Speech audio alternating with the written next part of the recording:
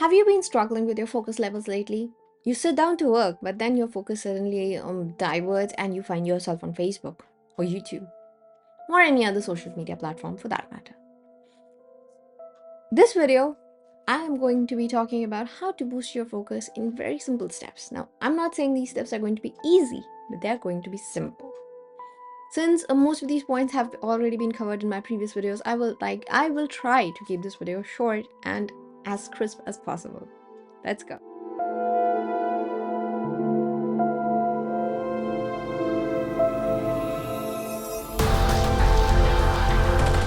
Hello everyone, welcome back to Guilt-Free Mind. I am Dr. Shruti Bhattacharya, author and owner of guiltfreemind.com, your one-stop destination for everything related to mental health and productivity. So please go ahead, check it out. The link will be there in the description section. Hit the subscribe button on the sidebar with your email and name so I can tell you every week whenever a new blog post releases, and you will never be out of the loop. Well, this video is about how to boost focus, but before I get into it, please hit that like button, subscribe button, ring that notification bell, share this video with your other friends who need help boosting their focus. Because come on, focus is hard sometimes. See, the problem with focus is that it's not consistent, and you may have a very good day today, but tomorrow you might be stressed. And when we are stressed, our brain finds it really hard to focus. So we need to implement a little bit of discipline, strategizing, and a whole lot of motivation to keep ourselves focused on our work. Once the discipline kicks in, then you don't need that motivation. You're just that person. It's gotten into you, and you will behave that way every time. So if you haven't started disciplining yourself when it comes to focus, maybe now's the time to do so. Let's go. Point number 1. Before you start your work, always set clear goals. I use my planner, and I always write down the things I want to do today, and they must be done before I go to sleep. So I always down that these are the tasks that I have to do today, and then I start noting down the time as well. So I took this much to this much time for this work, this much to this much time for this work. It helps me chalk out how much time I need for approximately what kind of tasks. So first, set clear goal. If you want, you can prioritize them. If you don't want, you don't need to prioritize them, but setting clear goals is very crucial. So first, set your goals. Break down larger projects into small chunks, and this way you will not feel overwhelmed. But first things first, set your goals and then mark them off as and when you go. Point number 2, try not to do multitasking.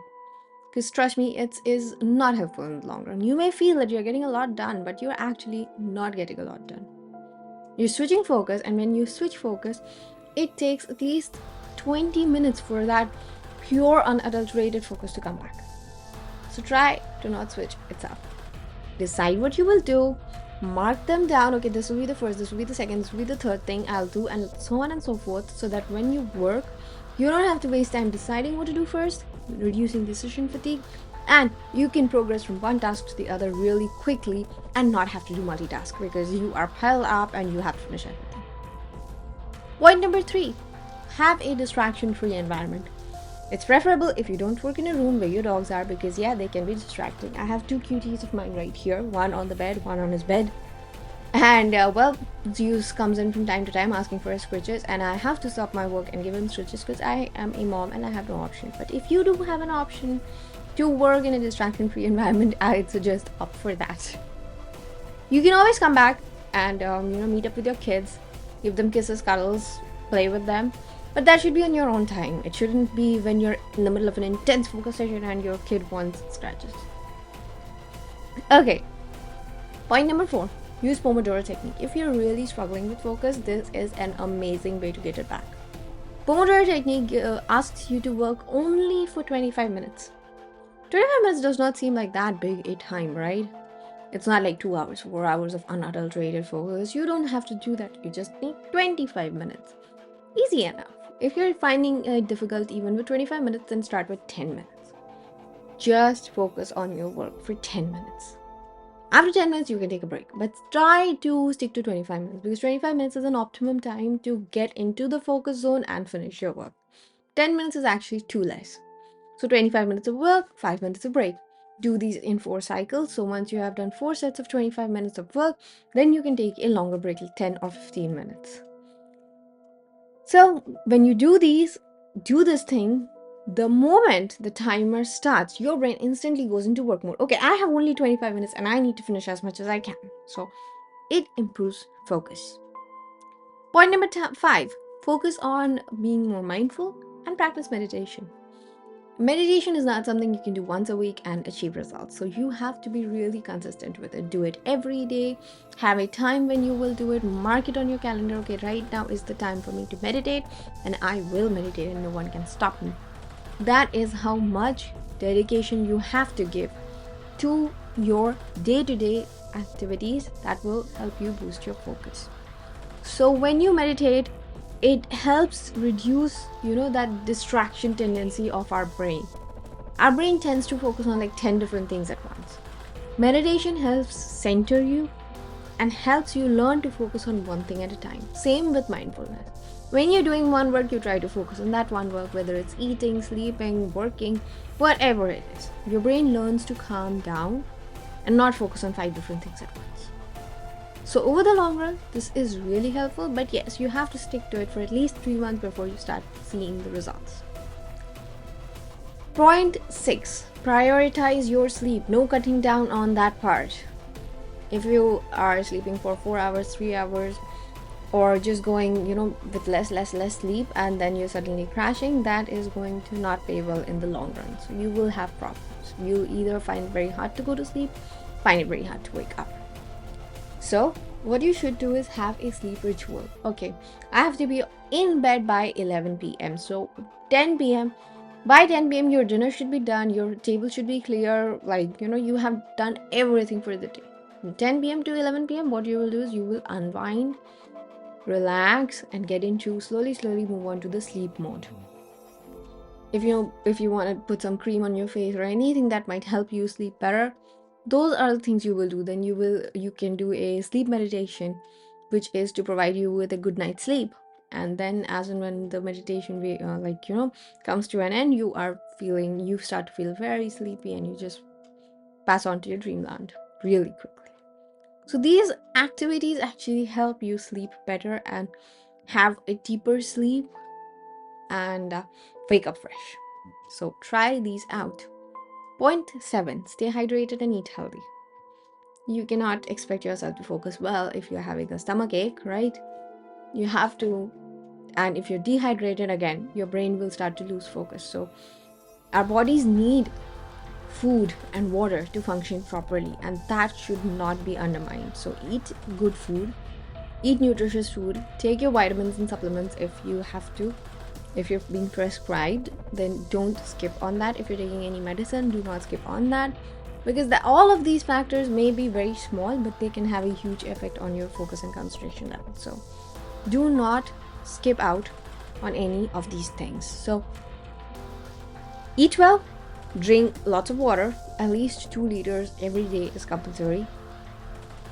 Focus on food items that are rich in antioxidants, omega-3, and everything that will boost your brain, like walnuts, cashew, dry fruits, or good stuff basically. They are available everywhere. If you have a doubt, ask your parents what each of your meal, which are you can just Google it, like whatever is there in the meal and how much protein and how much nutrition quantity it contains, and then decide whether you want to eat it or not.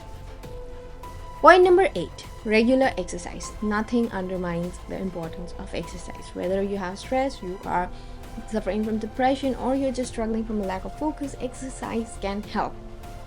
It gets your body pumping, it gets that blood regulating, and it boosts focus. It also makes you feel good about yourself that you worked out today. And okay, let's start smashing goals now. So it's all about the mindset, and once exercise becomes a part of your everyday discipline, you will start to see a marked change in your mood and your cognitive function as well. If you don't really want to do weight training or strength training or cardio, you can also go do exercise in the form of just going out on a walk. That should be lovely. Or taking your dog on a walk. But it has to be done at the same time every day, for the same duration every day, for you to see results. So do this every day. Point number 9, take breaks. Oh my god. Many people are guilty of not engaging in this point. They feel that, what's the point of taking a break? I just finished this and I can quickly move on to that. I'm in a hyper-focus mode. I can get so much done, and I won't be wasting time. Taking a break is such a waste of time. It's actually not. When you take break, you give your brain the time to assimilate the information you've been trying to cram in for all this while. Now, it may be a concept that you were studying, you were not actually, cramming in information, but whatever concept you were studying, it will, taking that break will help your brain sort out that concept for a better recall. So, yes, give your brain a break. So, if you're following Pomodoro, follow it all the way through, take that 5 minutes break, but do not go on social media. The 5 minutes break is not meant for going on social media or just hanging out or calling your friend or something like that. It's just a break from study. So you can use that break, you can go out, you can take a quick walk around the block, come back and then sit and work again. But you need to take that break. Point number 10. Limit caffeine and sugar intake. Now, caffeine has a huge half-life. Depends on the person. Some people caffeine hits instantly. In some people it hits after 3 to 4 hours. So find out when your caffeine hits. And now I'm feeling really tired. I'm talking about caffeine and I haven't had caffeine since morning. Well, I'll get a cup of coffee after this. But you make sure that your half-life is not towards when you have to sleep, because that is where caffeine can screw you up really bad. So a lot of the time people go for that evening cup of coffee, and then when it's time to sleep, they are wide-eyed. They cannot go to sleep. Because their caffeine's half-life, suppose you took like coffee at 4 p.m. Your sleep time is 9 p.m. The half-life of caffeine is 4 hours. So, you really start to feel awake at 8 p.m. Then how do you expect yourself to fall asleep at 9? So you have to find out the times and how your body reacts to caffeine, and then find out the time when it's right to indulge in caffeine in the day, and not take caffeine after that time at all, no matter the circumstances, if you want to maintain your sleep schedule. And instead of going for caffeine, you can opt for decaf, or you can opt for some other kind of drink, which is a healthier option but will not cause the problems that caffeine will. So it's all up to you. You have to be the judge of your own situation, and work out choices that are good for you and your future. With this, I will see you guys in my next video. And if you haven't subscribed, then go ahead, hit that like button, subscribe button, ring the notification bell. And till the next week, I will take my leave. See you in the next week. Bye-bye.